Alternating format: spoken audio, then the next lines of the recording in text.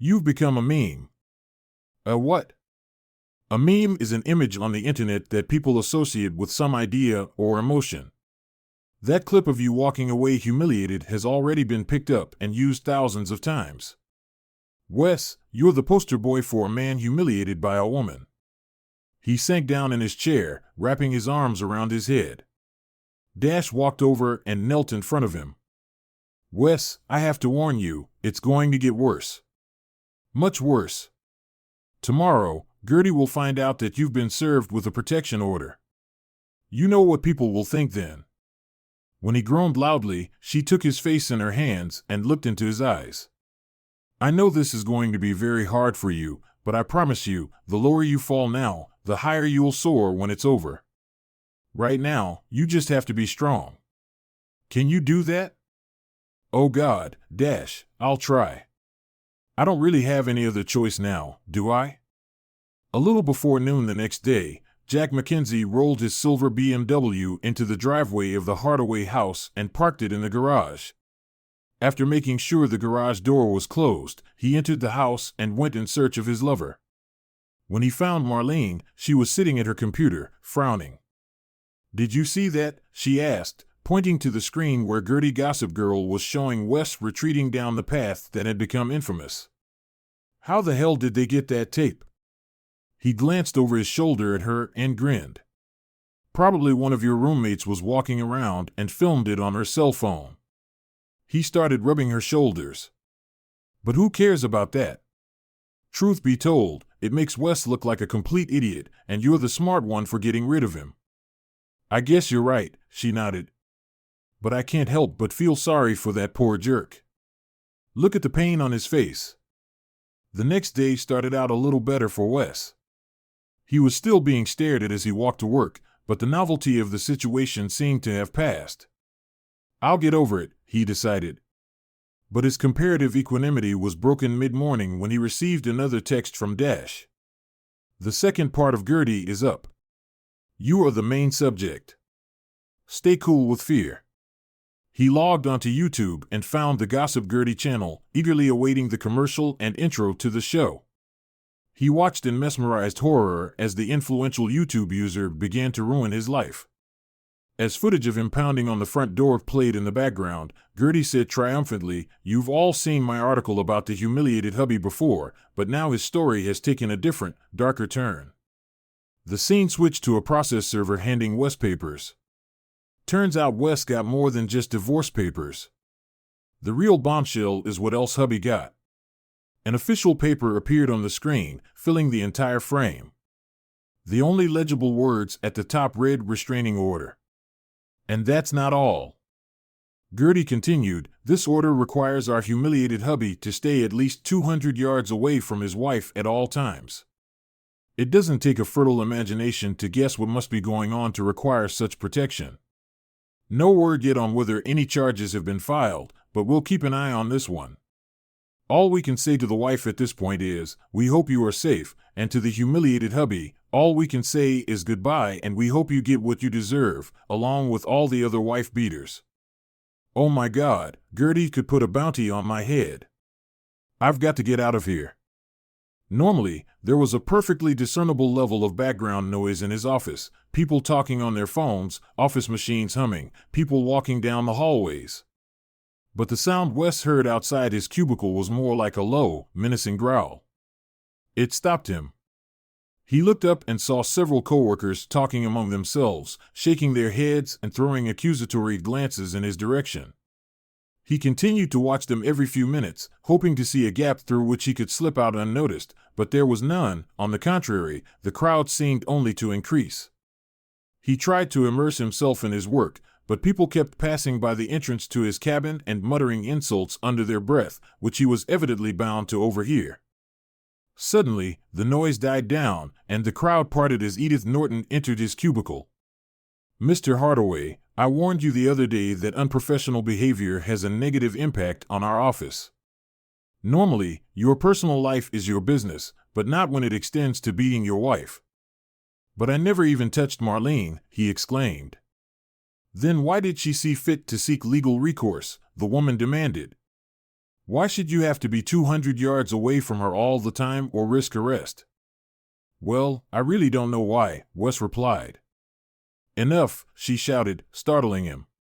This company has zero tolerance for spousal abuse, Mr. Hardaway. You would know that if you spent less time surfing the internet and more time reading the employee handbook. However, ignorance of company policy is no excuse. You are hereby terminated. You are no longer an employee of this firm, effective today. Wes's mouth dropped open, but she didn't let him finish. You will be paid for the work you have done, and you will receive a separate check for 2 weeks' salary as severance pay. Now, I need you to leave the premises immediately. Leave everything but your jacket and go. If you have personal belongings, they will be sent to you in due course. Ralph, over here, will escort you out. Miss Hardaway, we won't have any problems, will we? Wes was shocked. He shook his head, and then let the guard take his hand and lead him away. Behind him, the murmur of voices grew louder and louder. When he got into his car, he sat behind the wheel in a daze. A sharp tap on the window caused him to look up and see Ralph gesturing to the parking lot exit. Wes started the engine and drove slowly. He had no idea where he was going, but after a while, he found himself outside the Samuels building. The shock of being fired was replaced by anger, and he rushed to Dash's office, bursting through the door without knocking. He strode to the astonished woman's desk and shouted, "I hope you're pleased. Your little storyline just got me fired." "They fired you?" "Why?" "Oh yeah, hatchet-faced Norton just fired my ass." "They going to send me severance pay in the mail?" "That's great," she exclaimed and jumped to her feet. "Don't go anywhere, Wes. I'll be right back." With those words, she ran out of the office and down the hall. Puzzled by her reaction, Wes walked over to the futon and laid down on it. Now that the adrenaline was out of his system, he felt exhausted. He was already half asleep when Dash returned. She came over and sat down next to him. "Oh, Wes, I'm so sorry you had to go through this. I knew Phase 2 would be provocative, but I didn't think your firm would act so hastily," she said, reaching out to take his hands in hers. "It was the worst," Wes replied. "I promise tomorrow we'll let things settle down, and then we'll launch Phase 3. "Oh God, now what?" he sighed. No, it's now that your arc will start to climb. You've reached the bottom, it's going to go up from here. Oh, and that reminds me, my Uncle Winston says whatever you do, don't cash checks from your firm, okay? You talked to your uncle about that?" "Yes, and he was adamant. Don't sign anything from your firm without his approval." Wes looked at her blankly. Easy for him to say, but I'm going to run out of money very quickly paying for a room in this shabby motel, eating out every meal, buying new clothes, it's all overhead. She frowned. "Right, I hadn't thought of that." Then her face brightened. "Hey, I know that you could move here. You want me to live in your office?" "Sure, that's where I live. There's an office, that door, that I converted into a bedroom, and we turned the toilet into a 3-piece bathroom. But I can't do that, I mean, where would I?" He hesitated. "Oh, don't worry about that. You can sleep on the futon until we get your situation sorted out." Seeing his indecision, she squeezed his hands. "Look, it's stupid to spend money on a motel, and now that you've been laid off, you'll probably be spending most of your time here anyway, so it'll be a lot more convenient." When he didn't answer, she continued, "Tell you what, let's go out and have dinner and talk about it." She invited him to a small bistro, and over wine and dinner, he told her all that had happened in his office. She listened to him sympathetically without saying a word. When they were done, she insisted on paying the check. Back in the car, she turned and looked at him brightly. "You know what? We're not too far from your motel, are we? Why don't we stop by there, you get your stuff and check out, and I'll drive you back to the office." He still had his doubts, but he was too tired to argue with her, so he let her drive him to the motel. He didn't have much stuff, and it didn't take him long to pay the motel bill and get back downtown. When he got his things into her office, she helped him turn the futon into a bed. When she returned, he was surprised to see her wearing a long t-shirt with video game characters on it. "Everything you need?" she asked. He nodded, and she turned to leave. He stopped her. "Thanks for doing this. I'm glad I'm here and not in this damn motel." She smiled. "Me too, Wes." After she turned out the overhead lights, he lay in the semi-darkness, coming from the computer screensavers and the little LED lights on the processors. He closed his eyes, and a wave of depression came over him. What had happened to my life? I lost my marriage, I lost my house, I lost my job, my friends have abandoned me, and now I'm trying to sleep in someone else's office, on someone else's bed. What the hell did I do wrong? He kept trying to answer that question until he finally fell asleep. He woke up the next morning when Dash came through the office door with coffee and sweet rolls. He was still in a melancholy mood, but she soon distracted him by having him search various social media sites for any mention of him and his situation. The search didn't take long. Typing "humiliated hubby" into a search engine, Wes was amazed at the number of tweets, TikToks, Instagrams, Facebook links, and other references. Someone had even created a Wikipedia entry, and he didn't know whether to laugh or cry when he noticed how much stuff he'd found. Dash smiled embarrassedly. "I have to be honest with you, Wes. I spent most of yesterday posting images, comments, reviews, and links so that other people would be sure to see your story." When he frowned, she hurried to continue. "But it didn't take long on my part. The internet picked it up and started spreading your story on its own. I even found comments about you on websites in other countries and in other languages." "Great," he muttered sarcastically. "So now I'm infamous all over the world."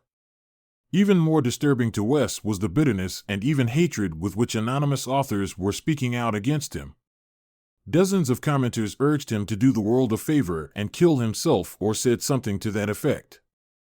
"I'm going to have to hire a bodyguard before this is over," he groaned, shaking his head. Dash didn't let him wallow in self-pity. "The farther you fall now, the higher you'll bounce when you get back up," she promised. "I hope you're right," he said dejectedly, "because right now, I'm dropping like a stone." Marlene, sitting at her computer in her home in F.A. Oaks, was reading several comments in response to the latest revelations from gossip columnist Gertie with a puzzled expression on her face. She called her lover Jack. "This West thing has really gotten out of hand. I want to get rid of him, not destroy him. He never hit me or done any of the things these people on the internet accuse him of. I almost feel like I should say something." "No," he said sharply. "You have to let it all develop as it is. All this publicity will make your divorce go smoothly, plus you'll probably get a better settlement. And when we publicize our relationship, it ensures that no one will say anything negative. After your horrible experience with Wes, our friends will say you deserve a chance at a little happiness. We couldn't have come up with a better scenario." "You really think so?" "Absolutely, baby. Wes has a huge bullseye painted on his chest, and there's a bunch of people who want to take a shot at him. He'll never recover from getting shot at." After lunch, Dash got a phone call, and when she realized who it was, she put it on speaker so Wes could hear. "Hi Gertie, it's good to hear from you. Did you take the latest information about the humiliated hubby?" she asked, winking at Wes. "Good reception, girl. That story blew up all over the internet. It's the best you've ever sent me. I've received 50,000 new subscribers in the last day. Any chance you have anything else on this story? Perfect timing, girlfriend. I'm just about to get some material together. I should be able to send it to you by the end of the day. If you like it, you can use it on tomorrow's show." "Really? What have you got this time? You won't believe this, but what if it turns out that the humiliated husband isn't such a bad guy? Are you kidding me? Really?" With those words, Dash outlined the new material she had prepared. When she was done, Jerry was delighted. "Gosh, what a twist. My subscribers are just going to go crazy. Tell you what, let's make this into 2 episodes. Even more juice. Send them both to me as soon as possible so I can start promoting. When the call ended, Dash turned to Wes cheerfully. Are you feeling a little better already? It's good that Jerry liked it, but we still need to see how our subscribers react. He bestowed a wry smile on her. Though I have to admit, I'm starting to feel a little more hopeful. Dash worked through the evening, putting things together the way she wanted them to be. Wes continued to monitor various social media for late responses, but for the most part, he stayed out of Dash's way, letting her go about her business. When she was finally satisfied, she uploaded the package to Jerry. Only after receiving a thumbs up from Jerry in response did Dash relax and turn her attention to Wes. I don't know about you, but I'm starving. How about we order a pizza? I've got some more beer in the fridge so we can relax and unwind. Sounds good. When they were done eating, he stretched and looked at his temporary roommate curiously. How did you and Jerry become such good buddies? We met when we were freshmen at the California Institute of Technology. California Institute of Technology? Yeah.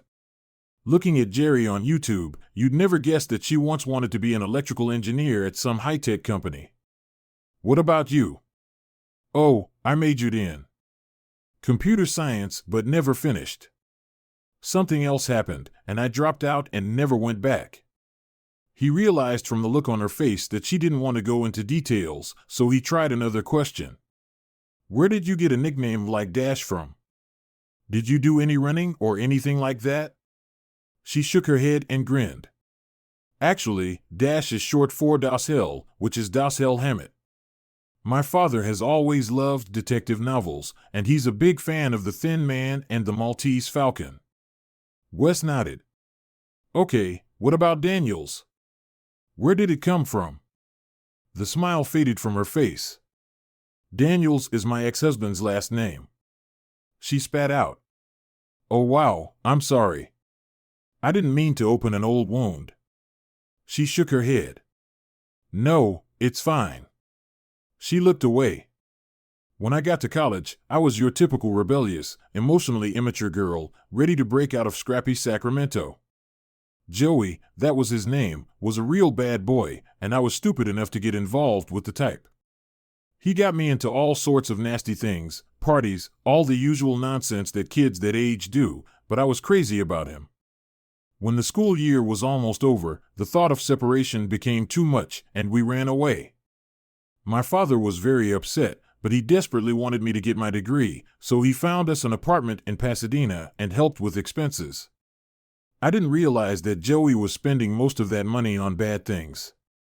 I also didn't know that the rest of the money he was spending on someone he found, but it all became clear the day Joey walked in on us with that dyed blonde and said he and her were leaving. She looks like she's having dental surgery, Wes thought, looking at Dash's face. It really hit me hard, she continued. I kind of went over to the dark side. There was no money, I had to pay rent, and I was living on the streets for a while. Luckily, my dad found me and brought me home. It took me a long time, but I picked myself up, found a job I can support myself with, and here I am. That sounds just awful, Dash. I'm really sorry you had to go through all that, and I'm even more sorry I brought it up. No, it's okay. It was so long ago. I've gotten over it. She paused. And if you're wondering why I kept his last name, I did it because I didn't want that creep to be able to erase me. I wanted my last name to be a constant reminder of what he did. She made a dismissive gesture. If it were over again, I'd probably go back to the last name Samuels, but I'm used to it by now, so whatever. It must have been so painful for you. Yeah, but at least I can honestly say I understand what you've been through. Impulsively, he stood up, walked over, and hugged her, and after a moment's hesitation, she reciprocated. Well, aren't we a couple? She laughed sadly. As they parted, the next day, the two of them were sitting in front of Dash's big flat screen when the new installment of Jerry's Gossip was due. Wes was impatient about the slow loading time, but Dash reassured him that it was probably due to network congestion. Those little teasers she posted on Instagram must have generated a lot of interest. Finally, the familiar image of Jerry at her fence table appeared, and it was obvious that the network personality was struggling to contain her enthusiasm. I have good news for you today, gossip lovers. The saga of the humiliated hubby has taken a startling new turn. An image appeared on the screen behind her, taken by the doorbell camera in front of Wes's house. Here's the house you've all seen before, the house of the humiliated hubby. And look, a silver BMW pulls into the driveway and then into the safety of the garage. Gertie paused abruptly. But not before we get the license plate. Who does this car belong to? You ask. A publicity photo of Jack McKenzie, head of the McKenzie agency, appeared on the screen. Isn't that nice? Mr. Jack McKenzie, whose ad agency buys so much art from the wife of a humiliated hubby, has come to comfort the poor woman, to help her through her divorce. But wait, let's go back and look at the time and date on this surveillance tape. She pointed sharply at the corner of the screen behind her. That's 3 months before Mrs. Hubby filed for divorce. And guess what? It looks like Mr. McKenzie was comforting the distraught lady several times a week during that entire time. Behind her, the screen showed one image after another of a sports car pulling into the garage. I'm not judging Mrs. Hubby for fooling around behind her husband's back. What I am saying, gossip lovers, is that there seems to be a lot more to this story than we thought. And even better, Gossip Girl GY has even more dirt to share with you next time. So be sure to check out this YouTube channel for our next sensational revelation. With those words, Gertie moved on to the next topic and turned off the program. Spontaneously, both jumped to their feet and applauded. Wes hugged his partner tightly. That was amazing, he exclaimed. You're amazing. He stared at her for a moment as if seeing her for the first time, then leaned in for a kiss. After a moment's hesitation, she responded fervently to his kiss. In an instant, the mood went from elation to passion. But no sooner had the temperature risen even higher than there was a knock on the office door, and the couple hastily pulled away, just as Winston Samuel's secretary poked her head inside. I hope I'm not interrupting. I was looking for... Ah, there you are, Mr. Hardaway. Mr. Samuels was hoping to have a word with you, if you're not busy. No, of course not, Wes replied hastily. I'd be happy to meet with Mr. Samuels. Wes cast one last glance at Dash, then followed the matron down the hall to the lawyer's office. Winston Samuels was already waiting for him and led the young man into his office. Since you have chosen our firm to represent you, I was very interested when my niece informed me of your dismissal. He tilted his head toward Wes.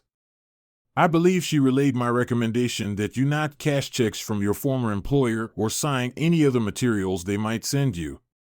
Yes, sir, she passed it on, but I didn't. Good, the attorney continued, because that could mean agreeing to a settlement, and you don't want to accept any offers from them at this time, okay?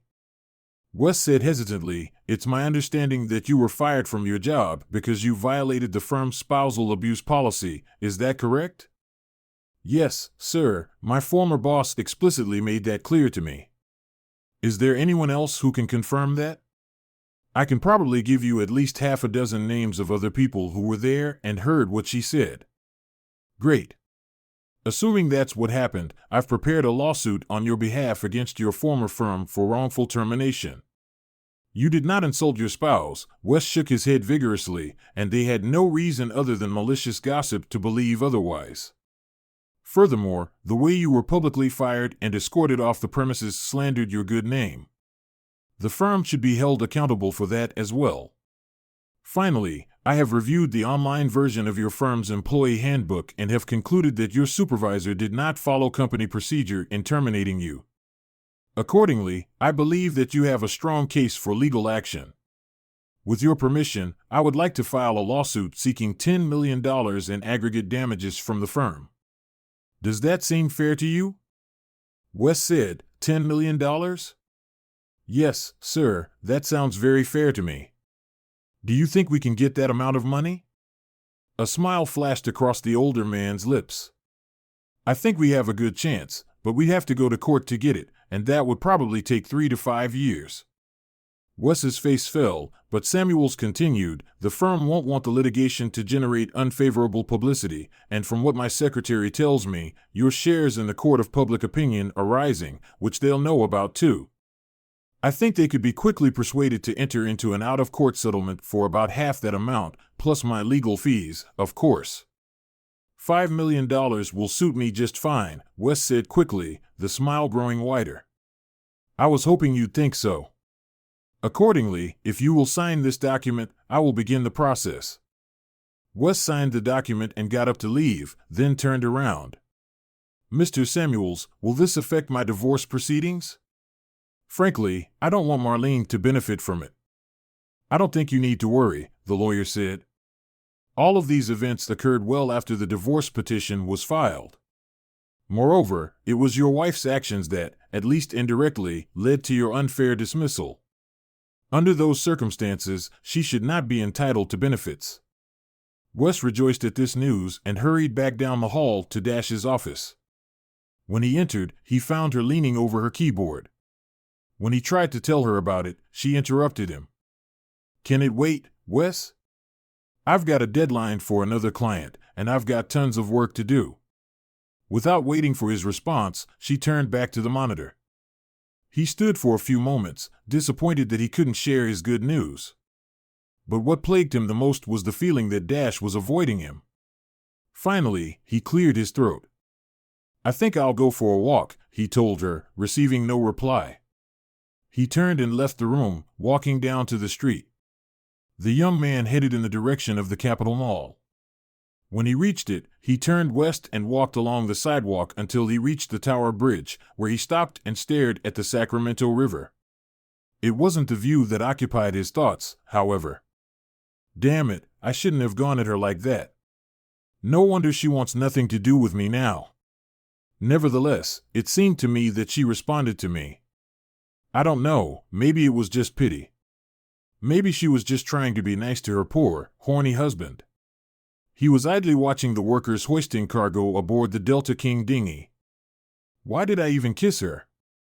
She's so unlike any girl I've ever been interested in before, and yet there's something about her. But it doesn't matter, she clearly doesn't like me. I'm just a customer, nothing more. When he returned to the Samuels building, she was still immersed in her work, and the distance between them didn't shrink for the rest of the evening. Meanwhile, Wes walked the Capitol Mall. Marlene, angrily, called Jack McKenzie at his office. When he answered, she didn't even say hello. Have you seen that damned gossip show on YouTube? She demanded. How the hell did they get video of you driving into my garage? I thought you said you were careful. I was careful, he replied. One of those damn video callers must have spotted me. How was I supposed to know they keep everything they record for months? I'd like to know who made her go looking for it. I wonder if Wes could have been behind it somehow. Wes? Are you out of your mind? You're talking about the guy everyone calls the humiliated husband. Do you really think he could do that to himself? Besides, he didn't know anything anyway. I know. But it must be somebody, yeah? And I wouldn't mind shooting whoever it was if we could find out. It really put a twist on our plans. I know, and I just hate it, her tone changed. You know what would make me feel better? Why don't you come over and spend some time with me? He hesitated. I don't know if that's a good idea. I don't want to appear in another video. Maybe we should take it easy for a while until all this settles down. If you arrive after dark, the cameras won't matter, especially if you turn off your headlights before you turn into the driveway. And since Wes is gone, there's no reason not to come at night. I'll make sure you won't regret it, she added in a seductive voice. What time? He asked as he walked through the garage door. Marlene came out of her bedroom, and the sight of her made Jack stop. She was dressed in all black. As he looked at her with a mixture of lust and fear, she clutched the pruning shears in her hand. You kept me waiting, she said accusingly. I'm sorry, he said pleadingly. I couldn't help it. You know what you have to do. Go to the bedroom, she barked. Yes, mistress, he replied and hurried to do her bidding.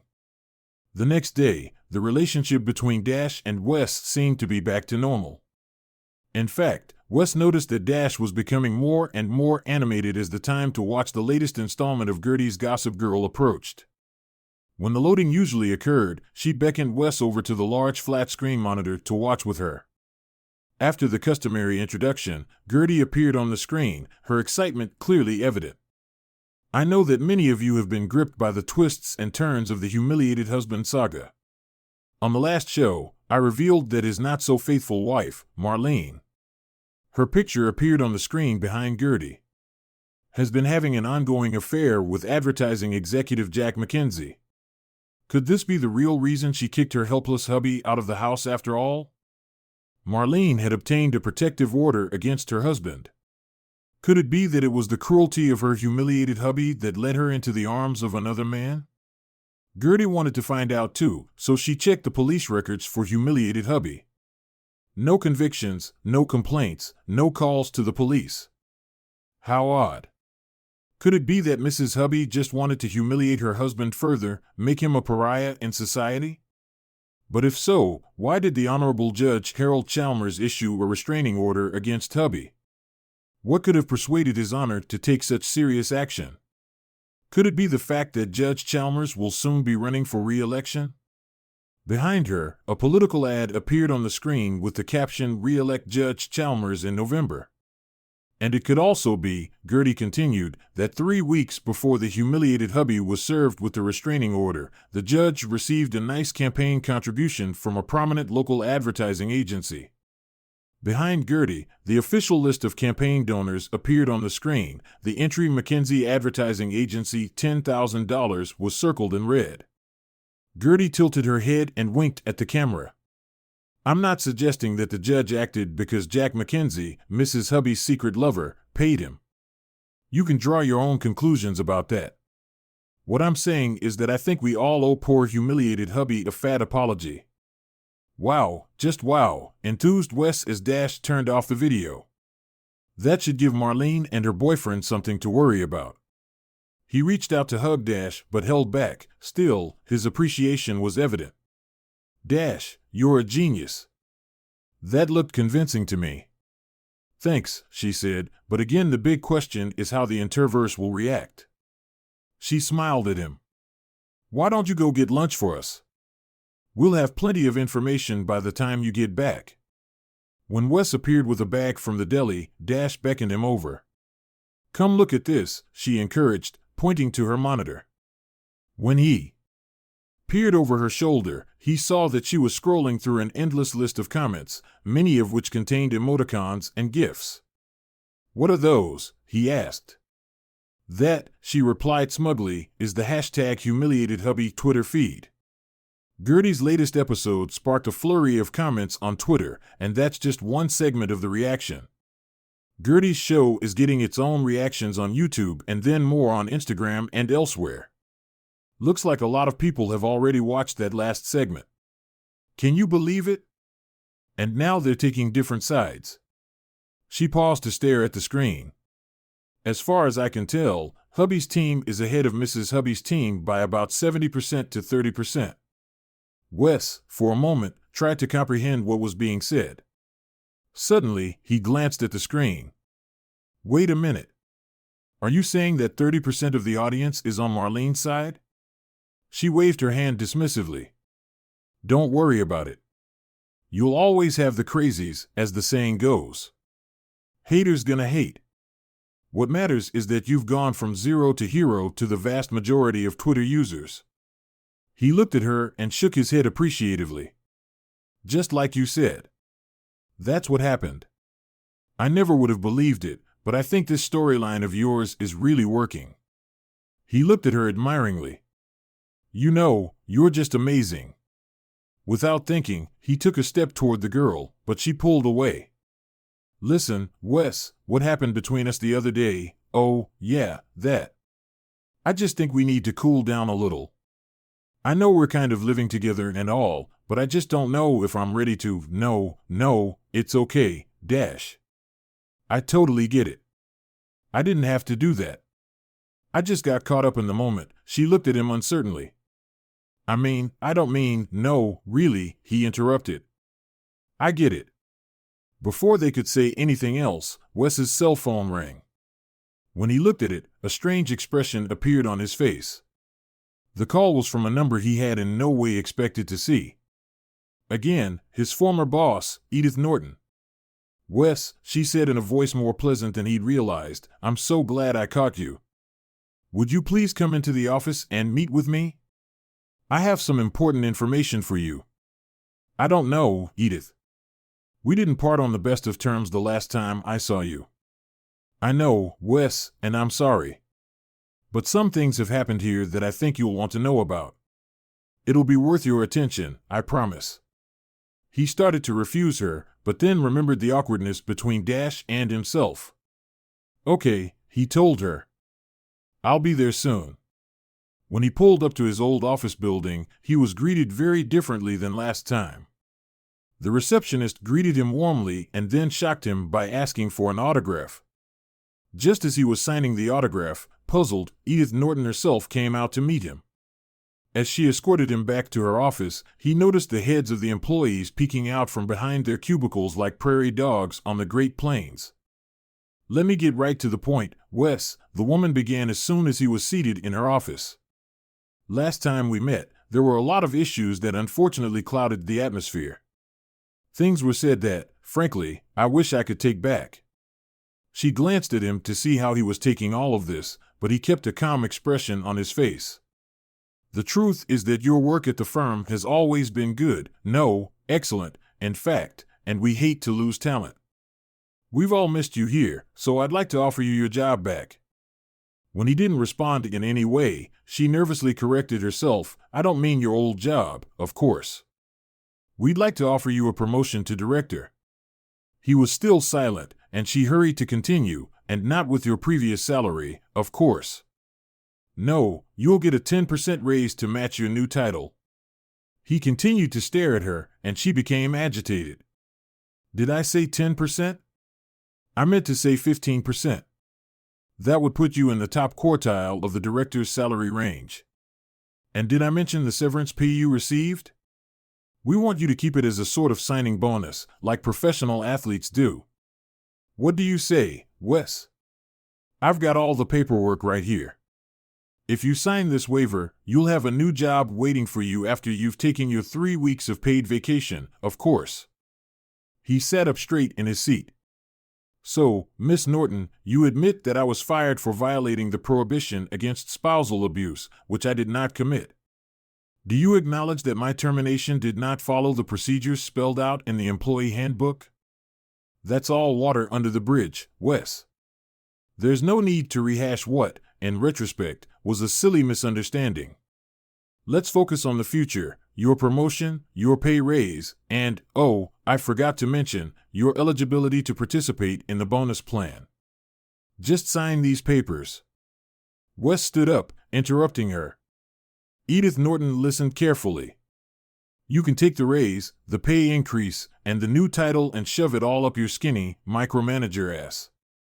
I'll see you in court. With those words, he sprinted out of her office, leaving his former boss with a red face and a spray of spit. As he walked down the hallway back to the exit, he thought he heard applause coming from some of the booths, but this time there were no heads visible. After lunch, Winston Samuels called Wes and asked him to tell him about his visit to his former employer. Tell him you made no commitments, the lawyer said, and please tell him you didn't sign anything. When Wes repeated what Edith Norton had said, the stern old man grinned. It wasn't very prudent to go in there, young man, especially without a lawyer, but I can see why you did. At any rate, I don't think you've done any harm.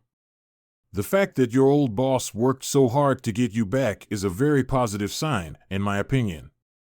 Anyway, in light of her inept attempt to bribe you, I imagine we'll be hearing something from the lawyers sooner rather than later. When Dash returned, he looked a little more relaxed, and they decided to order dinner on the house. As they sliced Thai food from cardboard boxes, Dash asked him about his visit to his former place of employment, and Wes happily recounted his run-in with his former boss. From there, it seemed natural to tell Dash about the lawsuit, but Wes didn't want to look like he was trying to impress her, so he decided not to mention the amount of the suit or the possibility of a quick settlement. Still, Dash seemed happy for him. After all you've been through, Wes, I hope you get something out of this. I think you deserve a little luck for a change. The conversation broke off, and when he turned around, he saw her staring at him intently. What's the matter, Dash? She hesitated before answering. You asked me about my old life, Wes. Can I ask you about yours? Sure, ask. How did you and Marlene end up together? He rolled his eyes. I met her at a Chamber of Commerce event. She came up, introduced herself, and we talked for the rest of the evening. I called her the next day, and when we met again, it turned out we just hit it off. It was amazing, everything I liked, she liked. We were perfect for each other. And when did you start talking about something more permanent? He thought for a moment before answering. She may have said something first, but I was the one who was eager to settle down. I couldn't believe someone so beautiful and talented could be so compatible, and I didn't want to let her slip away. So, you really didn't know her that well? Well, I still have some shopping to do. Damn you, Wes Hardaway. I don't even know if I remember how to do this. I haven't shopped anywhere but stores in years. She found her car keys and slipped them into her pocket. Stay here, she commanded. If anyone needs anything, take care of it as best you can and tell them I'll be back as soon as I can.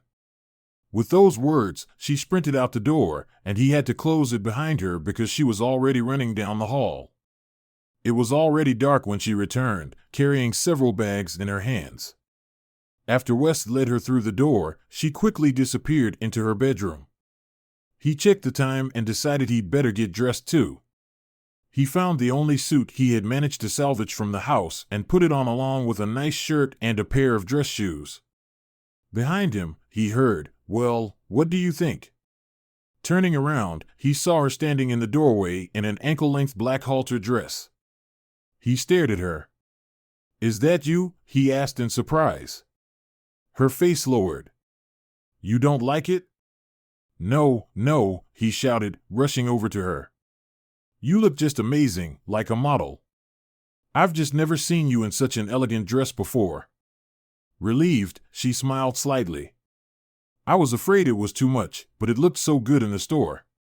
He stepped back to take another look at it.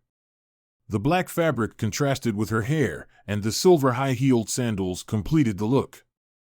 "You're so tall," he marveled, "and the dress really complements your figure."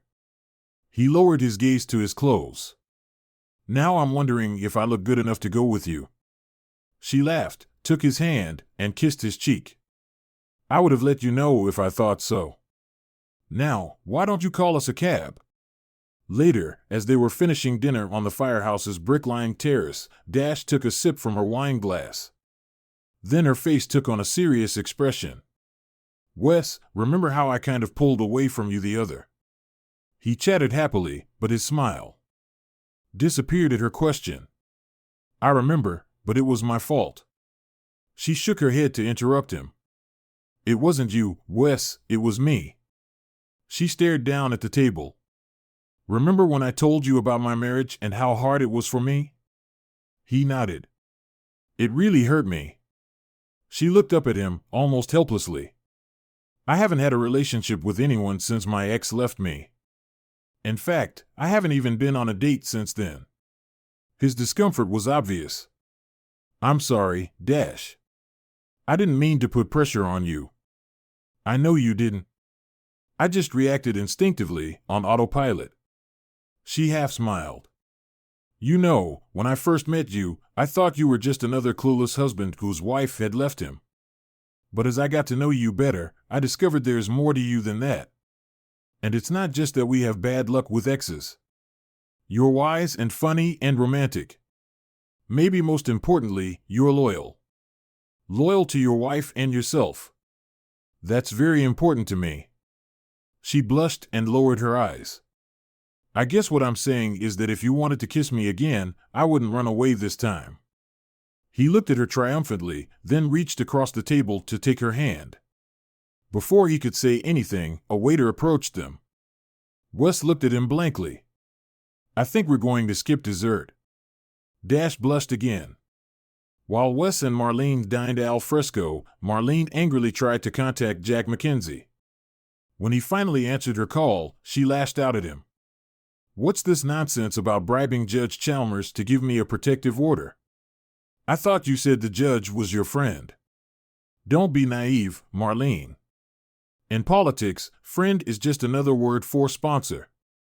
When I went to ask him for a restraining order, he made it clear to me what a great act of friendship it would take from him to do what I wanted." "But that doesn't matter now," he muttered. "What are you talking about?" "After word got out about us, the directors of the agency called a meeting today and kicked me out." "How can they do that?" "It's your agency." "Yes, but the agency's bylaws say they can, and they did. And to add icing on the cake, the California Department of Revenue is sending an auditor to the office to look into our accounting. I'm totally screwed." "Oh, Jack, I'm so sorry, baby." "Yeah, but you, Zari, and a losing lottery ticket are worth the same to me right now. So how about you forget my phone number while I try to find a way out of this nightmare?" With those words, he hung up the phone. "Oh, what am I going to do now?" she moaned to herself. "Wes, are you sure this is where you want to go?" the Lyft driver asked, dropping Wes and Dash off near the Samuels building. His two passengers were too engrossed in each other to pay attention to him. Waving hello to the night watchman, they hurried to the elevator and made their way up to the 6th floor.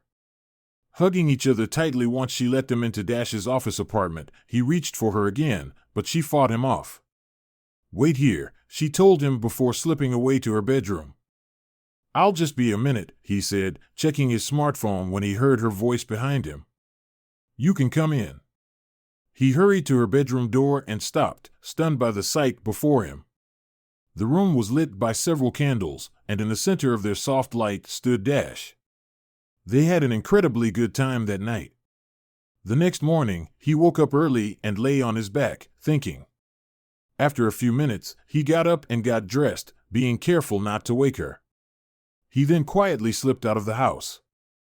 When he returned, Dash was already awake and getting dressed as well. When he walked through the door, she looked at him apprehensively. "What's the matter, Wes?" she asked. "Where did you go?" "I just needed to take a walk and think for a while," he replied. "What were you thinking about?" she asked, trying not to show how worried she was. He walked over and sat down across from her, a serious expression on his face. "This whole experience of losing my marriage, my home, and my job has got me thinking about the future. It all seemed so clear and straightforward before. Now I'm starting to question what I want to do, where I want to live, everything," he said. He saw the uncertainty on her face and tried to explain. "You know I'm not originally from Sacramento. My father was in the Army and stationed at Fort Collins when I was born. I grew up in Colorado Springs. After my dad's last heart attack, we moved here because my mom had relatives in California. Now that she's gone, I have no family here. Actually, I realized this morning that I have no ties to Sacramento left." He picked up his cell phone. "I got a text from my realtor that she's expecting an offer on the house any day now." He stopped, sipping the coffee she'd poured him, so he didn't notice the expression on Dash's face. "I lost my job, of course," he continued. "Not that I really liked it. Thanks to your uncle getting compensation from me, I have some time before I have to start looking for another one. And when the divorce goes through, it'll be my last association not only with Marlene but with Sacramento," he shrugged. "I mean, it's not a bad city, but it's nothing special, if you know what I mean." She managed to nod, but her face resembled a flower beginning to wilt. "I've been thinking about all this, and I think I'm going to leave, start fresh somewhere else. Maybe I'll go to the Pacific Northwest. It's supposed to be beautiful there anyway." He paused awkwardly. "I'm sorry, Dash. I know I'm not very good at this. What I'm trying to say is there any chance you'd consider coming with me?" She was prepared for the worst, so it took her a moment to come to her senses. You want me to come with you?" For how long? She asked. Yep, really. I don't want you to ever leave, he said. She gasped, wrapped her arms around his neck, and didn't let go for a long time. Finally, he unclasped her hands and pulled away. I know it's a lot to ask, to leave your family, your job, and you really don't know me that well. It's just. Shut up, she interrupted. Wes Hardaway, your only problem is that you don't understand when someone says yes to you. With those words, she kissed him again, and he finally realized that she no longer needed to be persuaded. For the next few days, the lovers revolved around each other in a veritable bubble, almost oblivious to the presence of other people. However, the change in their relationship was immediately noticed by the other ladies on the floor and became a constant source of amusement. Even the two brothers realized what was going on and began rolling their eyes whenever they noticed the couple. But eventually, reality intervened, forcing both of them outside the bubble. Wes had to consult with Winston Samuels several times about the divorce.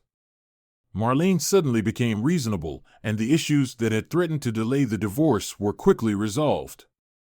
Wes was greatly relieved that their separation could go through without a bitter fight. All that remained was to finalize the sale of their home. To avoid waiting, Wes arranged for Winston to handle the closing on his behalf. Winston also prepared the paperwork for Wes to sign in connection with the settlement with his accounting firm.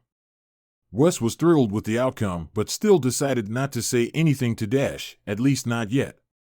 In turn, Dash had work to do for several clients, the most important of which was her father. Cautiously, she went to his office to inform him of her plans to leave with Wes. Dash, are you sure you want to do this? He asked. I can't help but remember what happened when you ran off with Joey. I just don't want you to get hurt again, that's all. She tensed, expecting a confrontation. It's not the same at all, Dad. I'm much older now and much more careful about my emotions. Besides, Wes is the exact opposite of Joey, no crazy impulsiveness, no wandering eye, no drinking problem. When we went out to dinner a few nights ago, the only drinks we had were a couple of glasses of wine with the meal. I know, her father said, catching her off guard. I've done my research.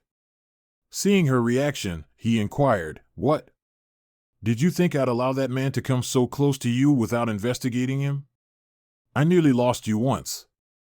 I won't take that risk again. She began to protest, but he cut her off. Hold on, you haven't heard what I've discovered yet. He offered her an encouraging smile. Everything I've learned about him aligns with what you've told me. He's resilient, trustworthy, intelligent, and diligent. Despite what his disgruntled coworker mentioned, his colleagues hold him in high regard. Moreover, he was a faithful and devoted husband. The only flaw I can find is his excessive trust in Marlene. Yet, if a man must err, let it be on the side of believing in his partner. Save skepticism for someone like me. Regardless, I believe you've chosen wisely. While I'd hate to see you leave, if you choose to be with him, I'll support your decision. Oh, Papa, she exclaimed, embracing her father tightly. He hugged her back, realizing it had been too long since she called him Daddy. When she pulled away and returned to her seat, he motioned towards the direction of the law offices. I'm relieved you both won't face financial struggles like Joey. However, I hope you won't close your business. You excel at it, and truthfully, I rely on you more than you may realize. She chuckled. Just because I'm going with Wes doesn't mean I'll stop working. I can manage my business from anywhere with just a laptop and a reliable internet connection. You won't get rid of me that easily. I'm pleased to hear that, he replied, before his expression turned serious. Now, there's something else I've discovered that I need to share with you and Wes. Perhaps